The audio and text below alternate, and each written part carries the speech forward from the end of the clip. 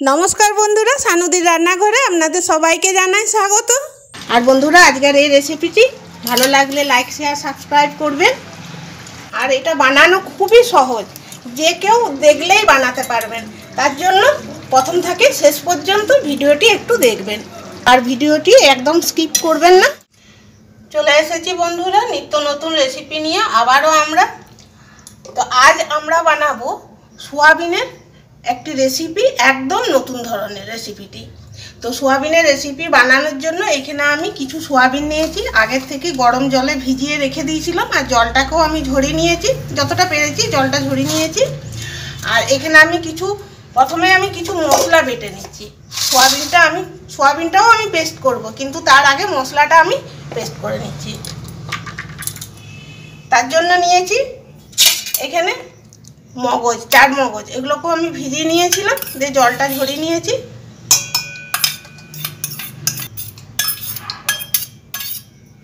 চিনে বাদাম নিয়েছি, আর এগুলোকেও ভিজিয়ে রেখেছিলাম, তারপর ছালগুলো ছাড়িয়ে নিয়েছি। এখানে আমি 1.5 চামচের মতো পোস্ত ভালো করে ধুয়ে জলটা ঝরিয়ে নিয়েছি। দিয়ে দিচ্ছি 2টো লাল শুকনো লঙ্কা।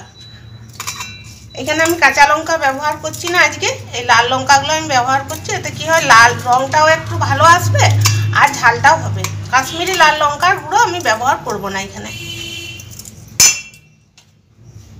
দিয়ে দিচ্ছি একটা বড় দেখে টমেটো,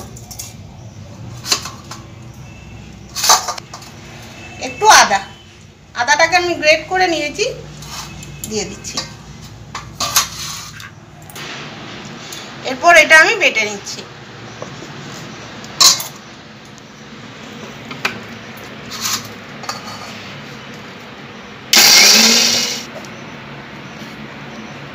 পেস্ট করা হয়ে গেছে। আর বন্ধুরা, এখানে আমি চিনে বাদাম নিয়েছি। তো আপনাদের হাতের কাছে যদি কাজু বাদাম থাকে তাহলে আপনারা কাজু বাদাম দিয়েও এটা বানাতে পারেন। আর আমার হাতের কাছে কাজু বাদাম নেই, তাই আমি চিনে বাদাম দিলাম। কাজু বাদাম দিলে স্বাদটা আরো ভালো লাগবে। এরপর এটাতেই আমি সোয়াবিনগুলো পিষে নেব। আর বন্ধুরা, দেখতেই পাচ্ছেন আমরা রোদের মধ্যে বসে রেসিপিটি বানাচ্ছি, কারণ ঘরের ভিতরটা খুব অন্ধকার, ছবি ভালো আসবে না। আর তাই আমরা চেষ্টা করি দিনের বেলাতেই রেসিপিগুলি বানানোর। এটাও পেস্ট করে নিচ্ছি।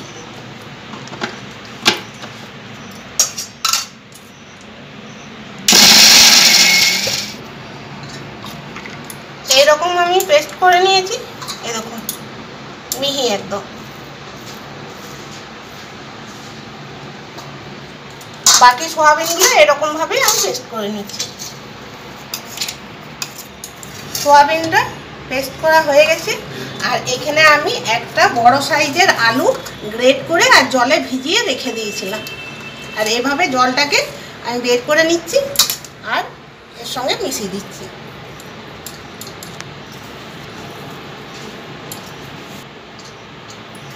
এরপর এর সঙ্গে আমি মিশাচ্ছি বেসন।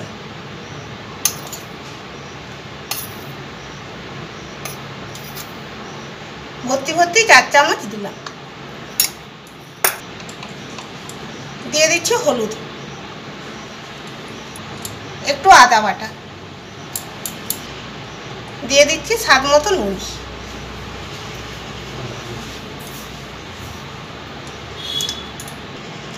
এরপর সব উপকরণগুলো আমি ভালো করে মেখে নিচ্ছি।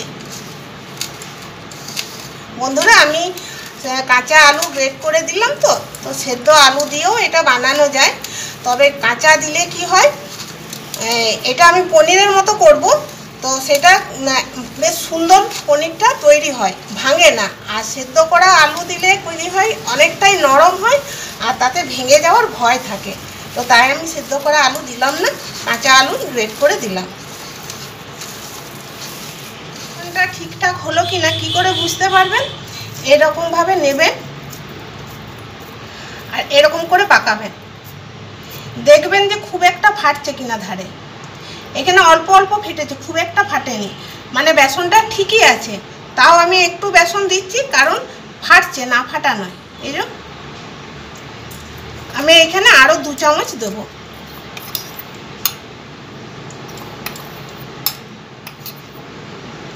মোট 6 চামচ আমি বেসন দিলাম।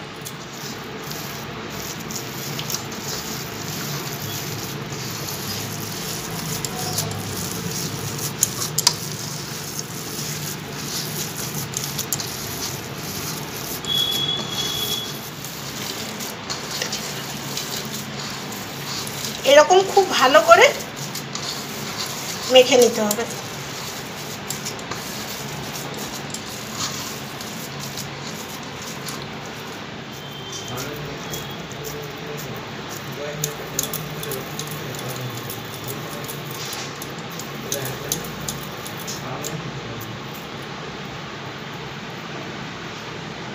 বেসনটা একদম ঠিকঠাক হয়েছে। এখানে আমি একটা থালা নিয়েছি, থালাটাতে সরষের তেল বুলিয়ে নিয়েছি। এরপর এটা আমি থালার মধ্যে দিয়ে দিলাম।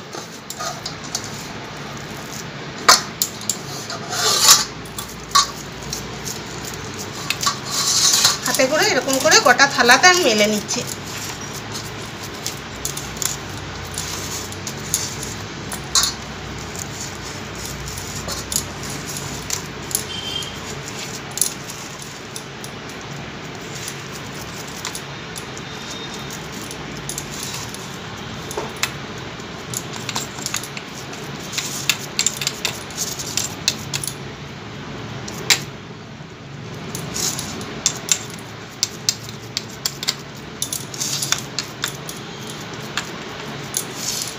বন্ধুরা, এখানে আমি ভাত বসিয়েছি।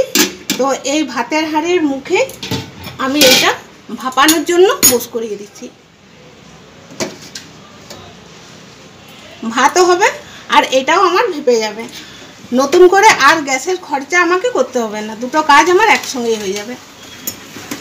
ফিরে আসছি আমি মিনিট 15 থেকে 20 মিনিট পর। বন্ধুরা, আমি বলেছিলাম 15 থেকে 20 মিনিট পর আসবো, কিন্তু এখানে আমার এটা ভাপাতে সময় লাগলো আধ ঘন্টা। এটাই দেখুন, আর নরম নেই, মানে একদম এটা রেডি। এরপর আমি নামিয়ে নিচ্ছি, আর এইটাকে আমি ঠান্ডা করার পর আবার আপনাদেরকে দেখাচ্ছি। বন্ধুরা, এটা ঠান্ডা হয়ে গেছে, আর এই দেখুন ঠান্ডা হওয়ার পর ধারগুলো নিজেই ছেড়ে যাচ্ছে। এরপর আমি এখানে একটা ছুরি নিয়েছি, আর এই ছুরিটা দিয়ে পিস পিস করে আমি কেটে নিচ্ছি।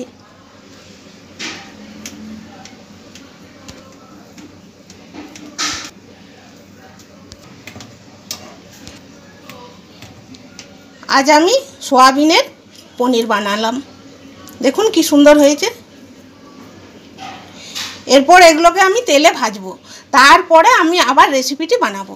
বন্ধুরা, কড়াইটা গরম হয়ে গেছে, আর কড়াইয়ে আমি অল্প পরিমাণ সরষের তেল দিয়ে দিয়েছি, আর এইভাবে চারদিকে লাগিয়ে নিচ্ছি। এরপর আমি একে একে সয়াবিনের পনিরগুলো ভেজে নিচ্ছি।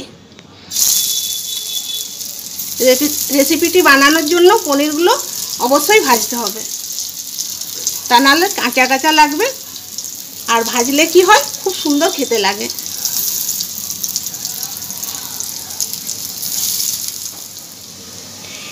এইভাবে পনিরগুলো ভেজে নিয়েছি, এরপরে একে একে তুলে নিচ্ছি।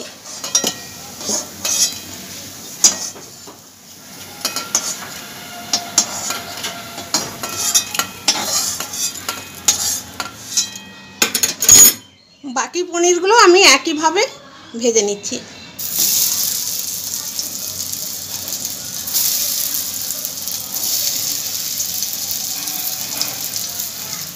পরিমাণ মতো দিয়েছি সরষের তেল, আর দিয়ে দিচ্ছি একটু লং, এলাচ আর দারচিনি, একটা তেজপাতা আর একটা শুকনো লঙ্কা।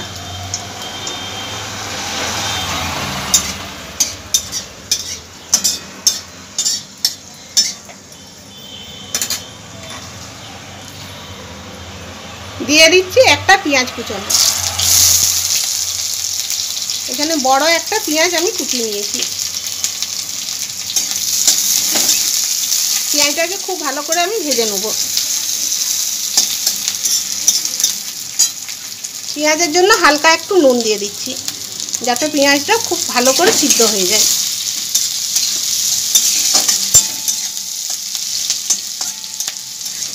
বন্ধুরা, পেঁয়াজটা লাল লাল করে ভেজে নিয়েছি। এরপরে আমি দিয়ে দিচ্ছি একটু আদা বাটা,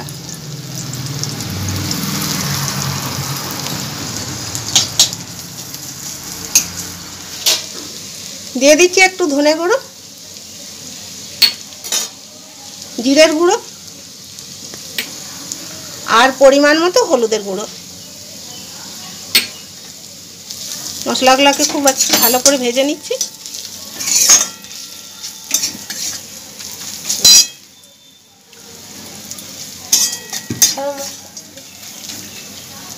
এরপর অল্প একটু আমি জল দিচ্ছি।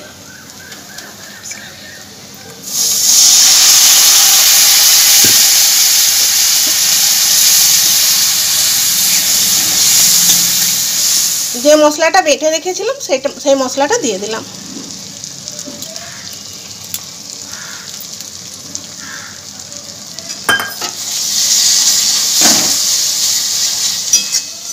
আবারও খুব ভালো করে মিশিয়ে নিচ্ছি।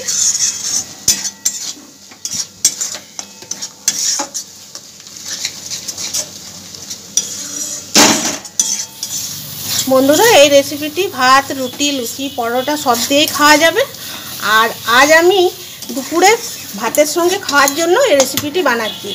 তো তার জন্য আমি এখানে অল্প একটু আলু সিদ্ধ করে রেখেছি, আলুগুলো দিয়ে দিচ্ছি। তো আপনারা চাইলে এটা নাও দিতে পারেন।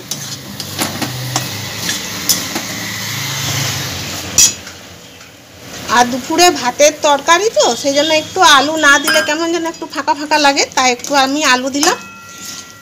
এরপর আমি একটু জল দিয়ে দিলাম, আর একটু জল লাগবে দিব।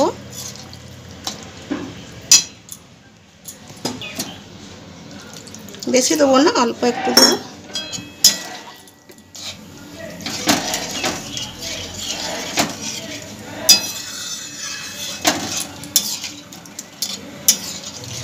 এরপর আমি দিয়ে দিচ্ছি স্বাদ মতো নুন। তখন আমি কিন্তু নুন দিইনি। আর বন্ধুরা, এই রেসিপিটিতে আমি রসুন কিন্তু ব্যবহার করিনি, আপনারা চাইলে রসুন ব্যবহার করতে পারেন। দিয়ে দিচ্ছি অল্প একটু চিনি।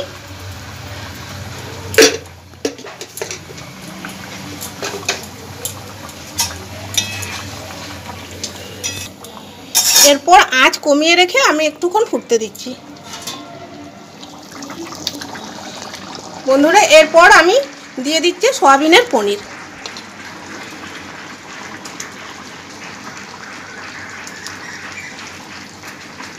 সবগুলো দেবো না, কয়েকটা ভাজা খাওয়ার জন্য রাখবো, কারণ ক্যামেরাম্যানরা ভাজা খেতে ভালোবাসে। ক্যামেরাম্যান হলো আমার ছেলে আর আমার মেয়ে। এই চারটা থাক এর জন্য।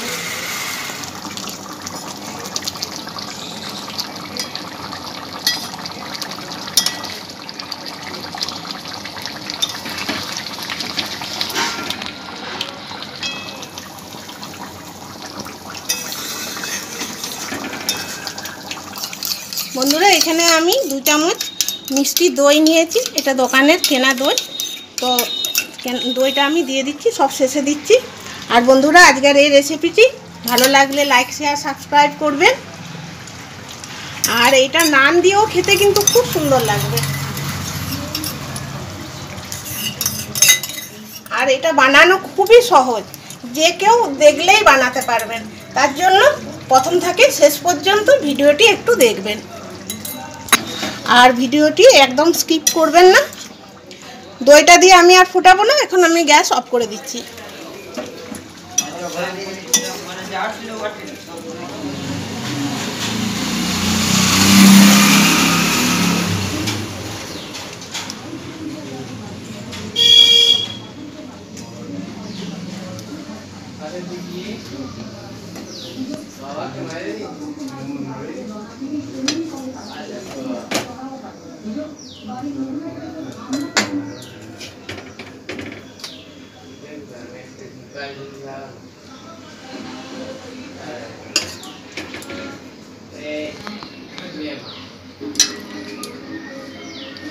বন্ধুরা দেখুন কি সুন্দর লাগছে। আবারও বলছি, বাড়িতে একবার আপনারা বানান, বানিয়ে খেয়ে দেখুন কেমন লাগলো।